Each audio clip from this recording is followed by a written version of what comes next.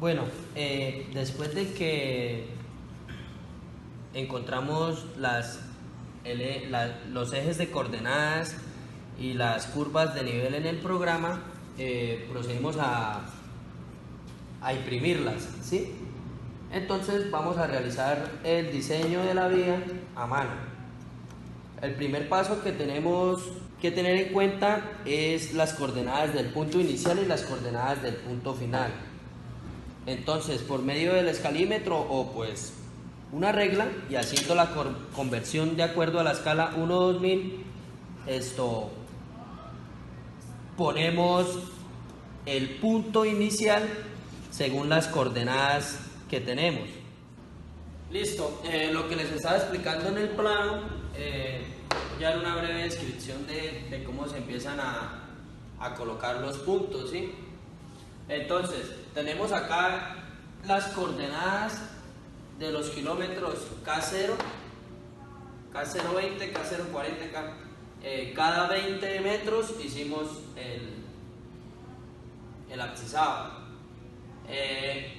Tenemos la coordenada del primer punto, que es 1.306.739 en la norte y 1.064.492 en la este. Entonces, como acá tenemos un bosquejo del plano ¿sí? Curvas de nivel. Tenemos las coordenadas en la este y en la norte, ¿sí? Necesitamos empezar a ubicar los puntos. Entonces, para esto tenemos que interpolar para hallar este punto exacto. Lo hacemos de la siguiente manera. Entonces, si tenemos en cuenta para la norte, esta es para hallar en la norte, ¿sí? Si tenemos en cuenta el primer punto de la norte, está en la coordenada 1.306.600 metros norte. Y el segundo punto, 1.306.800 metros norte, ¿sí? Entonces necesitamos hallar la 1.306.739. Ya sabemos que esta coordenada está en este punto, ¿sí? Está entre la 800 y la 600. Entonces hacemos una interpolación de manera rápida. Colocamos, bueno, esto es 1.306.000, acá también y acá también. Listo, entonces pues decimos que 1.306.600 está en el eje 0, ¿sí? Cada partición es de 10 centímetros, pues según la escala que nosotros tenemos, que es 1-2000. Entonces, tenemos la 1.306.600 que está en el 0. Tenemos la 1.306.739 que no sabemos en cuál está, entonces está en la X. Y tenemos 1.306.800 que está a los 10 centímetros. Hacemos una interpolación rápida. 800 menos 600, ¿sí? Nos da 200. Y 10 menos 0, ¿sí? Restamos los términos a términos, me daría 10. Y 800 menos 739 me darían 161. Y es donde va a estar la X. Listo, entonces tenemos que el punto X está a 3.05. Según la interpolación que hacemos, el 305 se le suma al término el cual estamos restando, ¿sí? O sea, al 0. Entonces, nos podemos decir que a partir del 0, este punto en la norte está a 3,05 centímetros. Entonces, pues cogemos el escalímetro o una regla y medimos. A partir del 0 está a 3.05. Se puede decir que está en este punto. Lo mismo hay que hacer para la coordenada este. esa interpolación yo ya la hice y me dice que está a 5,4. Y hacemos lo mismo, del 0 al 10 a 5,4.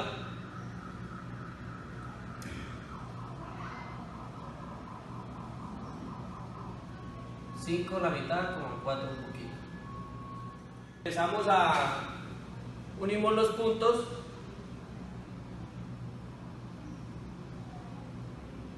Y ya podemos decir que en este punto está ubicado el K0 más 0, 0. Listo, lo mismo debemos hacer con el resto de puntos. En este caso, pues, como vemos que en las estes casi todos los valores son iguales, hasta el kilómetro 0,80, pues, sabemos que no se va a mover en el espacio X y Y, en el espacio X positivo y X negativo, mirando de que esta es la norte. Entonces empezamos a ubicar el resto de puntos. Por lógica, sabemos que estamos aumentando cada 20, ¿sí? Entonces, pues yo simplemente o puedo medir los 20 metros según la escala, con un escalímetro, o puedo decir que 20 metros me corresponden a 1 centímetro según la escala, y lo hago con la regla y empiezo a ubicar los otros puntos. O si no, empezamos a interpolar lo mismo que hicimos en este paso, y empezamos a colocar las medidas. Entonces, por ejemplo, el K020 sabemos que está en la misma este y que va a aumentar 20 metros según la escala que tenemos, que es 1 a 2000. Podemos decir que 20 metros equivalen a 1 centímetro, y es lo que empezamos a hacer. Entonces, cada centímetro hay un punto, otro punto, 0,40, el 0,60 y el 0,80. Ya sabemos que cada punto me equivale, este es el K0 más 20, K0 más 40 y el K0 más 60, ¿sí? Y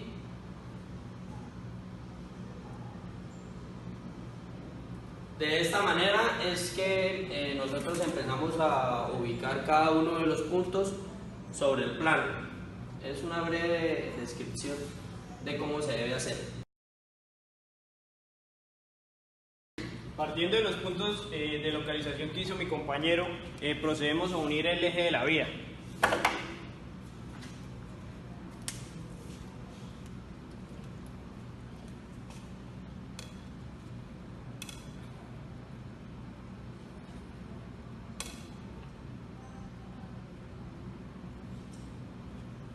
Como podemos observar, acá nos encontramos la primera curva, la cual denominaremos P1, y le sacaremos los cálculos de la curva, los cuales pues acá por motivos de escala no los podemos hacer, entonces los haremos en otro gráfico.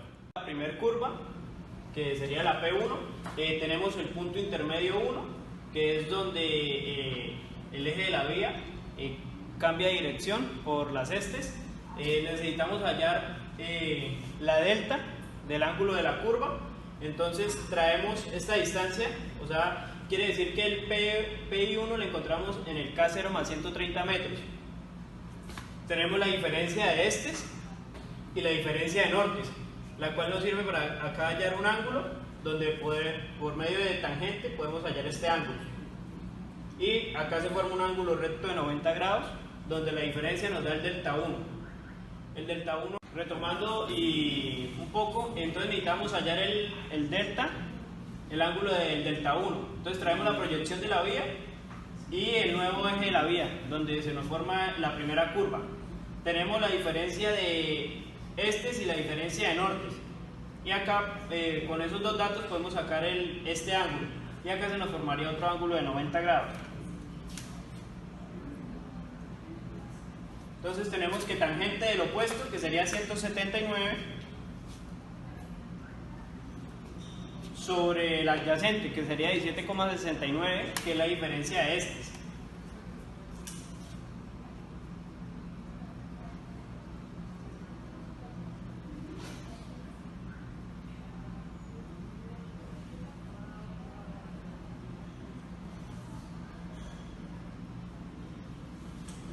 Lo que nos daría un ángulo de 84,35 grados. Y como ya había explicado acá, que nos forma un ángulo de 90 grados. Entonces lo sumamos, pero realmente haciendo acá se nos forma también un ángulo de 180 grados. Y como necesitamos hallar el ángulo de la delta, se lo restamos.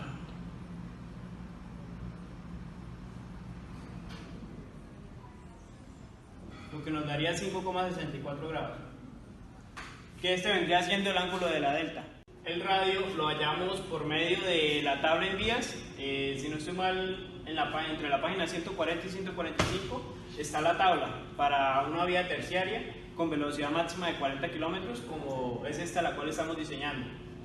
Procedemos a hallar la tangente por medio de esta fórmula, la cual nos da que tenemos una tangente de aproximadamente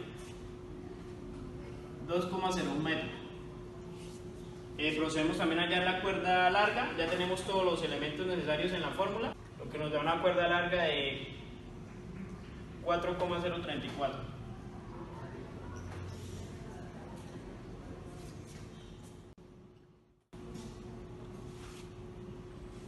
Después de que hayamos todos los resultados aplicando las siguientes fórmulas, procedemos a dibujar los elementos de la curva. Tenemos la tangente, que significa la distancia del PT y del PC del PI, respectivamente.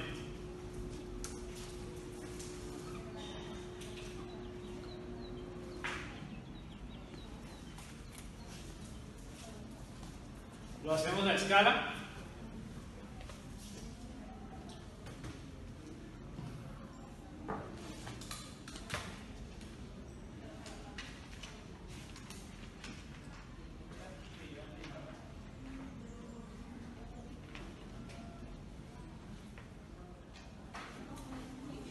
Y obtenemos el PT, el PI y el PC, elementos necesarios para el diseño de la curva. Procedemos a sacar el radio de la curva.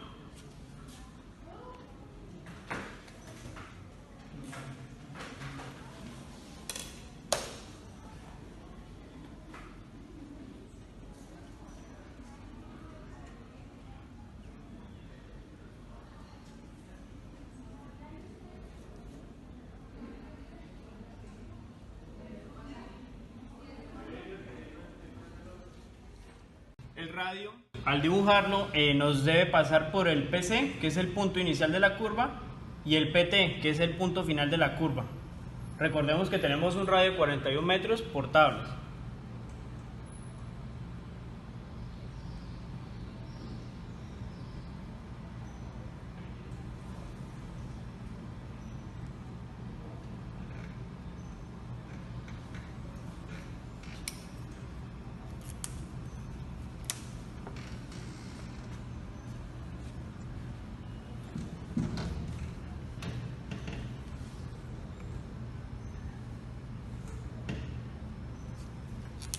Acá podemos obtener la externa, la longitud de curva es la necesaria para llevar el kilometraje de la vía,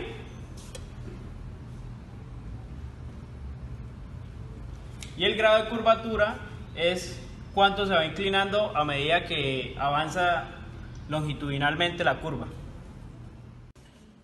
Teniendo los cálculos de esta curva, los traspasamos al plano.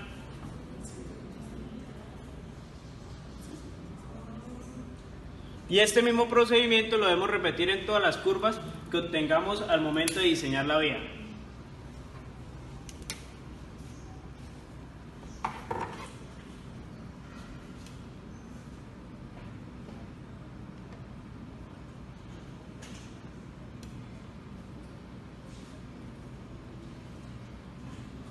Como podemos observar, acá se nos formará nuevamente otra curva donde debemos repetir el mismo procedimiento. Estas cotas las hallamos midiendo en el plano con el escalímetro, pero para hacer el dibujo de la sección transversal necesitamos la cota a 25 metros y a 5 metros. Entonces para esas cotas vamos a interpolar. Entonces para interpolar vamos a hallar primero la parte de la izquierda. Entonces tenemos que en 0 sería esta cota.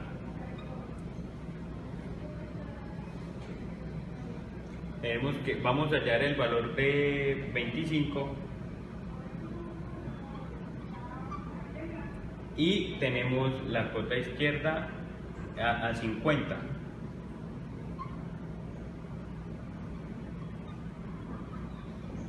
Entonces para interpolar hacemos lo siguiente.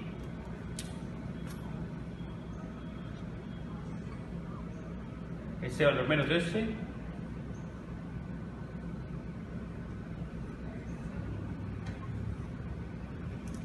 este valor menos eso me da 1,95. Ahora vamos con ese.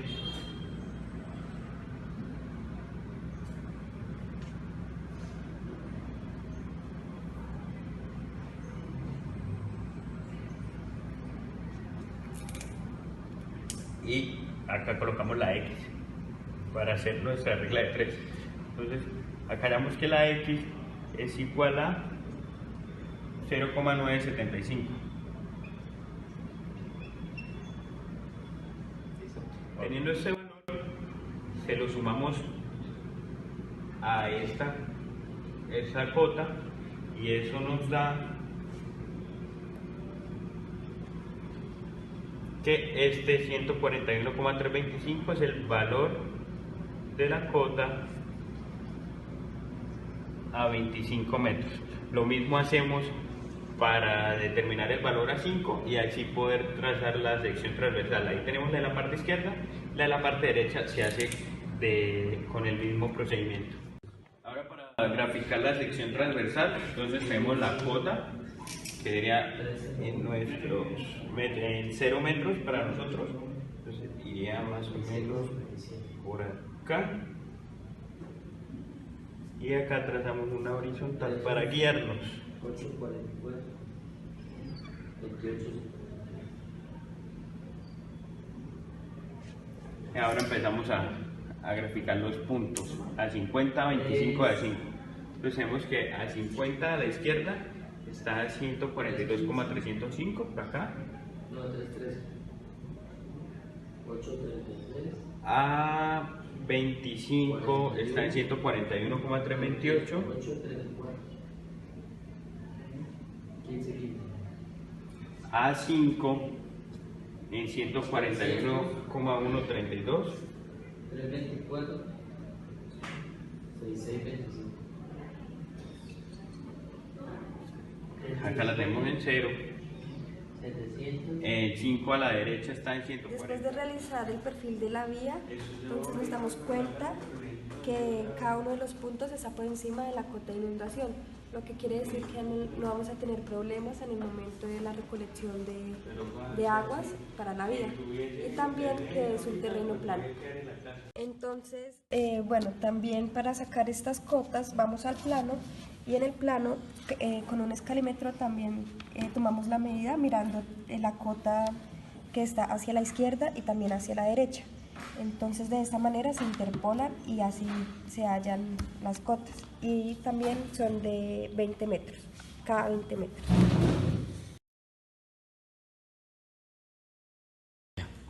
Bueno, entonces para realizar el perfil de la vía se tiene que tener en cuenta mirar en el plano las cotas, y de esta manera ya hacemos un plano como un plano cartesiano, donde ponemos la altura que va desde la menor, que en este caso sería el 120, hasta la 154, y va de 2 en 2. Luego, teniendo en cuenta las cotas, entonces digamos en este caso que es K040, entonces tiene una cota de 141.28, entonces la vamos a llevar hasta esta altura. Lo mismo se hace para la K080, entonces nos da una cota de 141 y lo ponemos acá en 141. Lo mismo en K0120 y K0160. Entonces todo esto se va a hacer lo mismo hasta llegar a la última cota, que en nuestra vía sería el K4000. Buenas tardes, don José, ¿qué más? Buenas tardes, ¿cómo me le va? Don José, quería hacerle una preguntita. Usted como operador de motoniveladora, me gustaría saber cuáles son los elementos de protección personal que debe llevar un operador de motoniveladora. Los implementos de seguridad que llevará el operador de la motoniveladora: tiene que llevar la ropa adecuada, las botas, el casco, la mascarilla, las gafas y los audífonos. Don José, ¿y qué tipo de máquina es esta? ¿Qué referencia y qué marca? Esta es una motoniveladora Caterpillar 12G, fabricada en el año de 1990. Don José, una preguntita. ¿Cuál es el máximo ángulo que esta motoniveladora puede trabajar la cuchilla? Pues el máximo ángulo es el 90%. 90 grados. Sí. Ah, listo. ¿Y para qué obra se puede utilizar a 90 grados? Cuando está uno peinando talud. Listo, sí señor.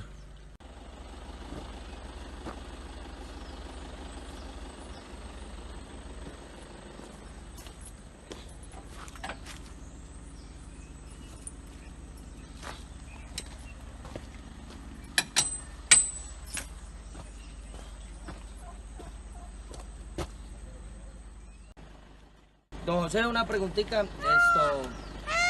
¿Cada cuánto es recomendable hacerle un mantenimiento a la máquina? Pues el mantenimiento de lo que es engrasar y eso, más o menos cada 3 días se engrasa la máquina. El mantenimiento, sí, el cambio de aceite, filtros y todo, es más o menos cada 250 horas trabajadas. Cada 250 horas Trabajadas. Digamos, ¿cómo hacen ustedes para saber el rendimiento en cuanto a la relación con el combustible? Eso depende del trabajo que uno esté haciendo, come combustible. Hay trabajos que comen menos combustible, hay trabajos donde la máquina va subiendo, lleva más maletas, comen más combustible. Pero más o menos es aproximadamente entre 4 galones y medio por hora que come. ¿Por hora? Sí. 4 galones y medio por hora. Entre 4 y 4 galones y medio. Ah, listo, don José. Don José, una preguntita. ¿Cómo se llama eso de hacia atrás? Eso se llama Ripper. El Ripper. ¿Y qué función tiene eso? ¿Para qué obra se hace o qué? Eso es para calificar la vía, donde está duro. Hay que meterle los dientes para poder calificar para que la cuchilla corte. Ah, bueno, José. Bueno, muchas gracias, don. Bueno. El día de hoy nos encontramos en la calle 200 del municipio de Floridablanca, en una pavimentación de la vía. Entonces vamos a entrevistar a un operario y para indagar sobre el rendimiento de determinada máquina. Entonces a continuación les mostraremos la máquina y haremos la presentación con el operario. Buenos días, estamos acá con el señor Alfonso Aguilar, operario de la máquina compactador neumático. Él nos va a dar el nombre de la máquina, que es... El nombre de la máquina la marca es Liboy. Liboy.